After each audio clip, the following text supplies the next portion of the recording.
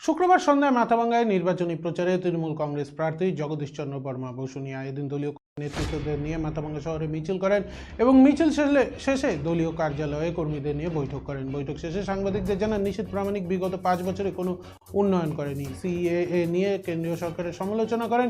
পাশাপাশি তিনি বলেন, নিশীথ প্রামাণিক যদি জেতার ব্যাপারে 100% আশাবাদী হয় তাহলে তিনি 200% জেতার ব্যাপারে আশাবাদী।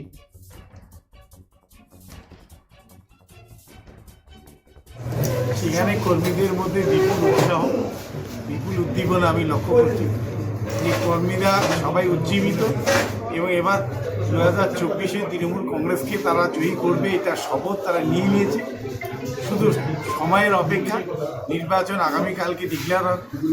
আমাদের কর্মীরা মাঠে নেমে গেছে, বিভিন্ন জায়গায় তারা মিটিং মিছিল করছে এবং আমরা মনে করি যে আমরা 2024-এর এই নির্বাচনে আমরা অনেক প্লাস পয়েন্ট হাতে নিয়ে আমরা নির্বাচনের ময়দানে নামব।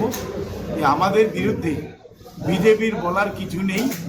বিজেপি বিগত 5 বছর ধরে সাংসদ এবং মন্ত্রী ছিলেন এবং এখনও বিজেপির 6 জন বিধায়ক আছেন কুচবিহার জেলায়, যারা এই কুচবিহার জেলার জন্যে কোনো উন্নয়নটা করতে পারেনি।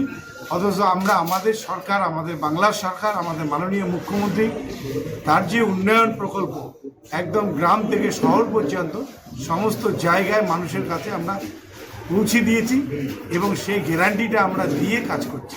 সেই জন্য আমরা অনেকটা প্লাস পয়েন্ট হাতে নিয়ে আমরা নির্বাচন শক্তিশালী বলে মনে করছি। আমরা মনে করি কোনো লড়াই শক্তিশালী নয়। আমরা যদি ঐক্যবদ্ধ হয়ে সবাই লড়াই করি, আমাদের কাছে বিরোধীরা কোনো ব্যাপার নয়।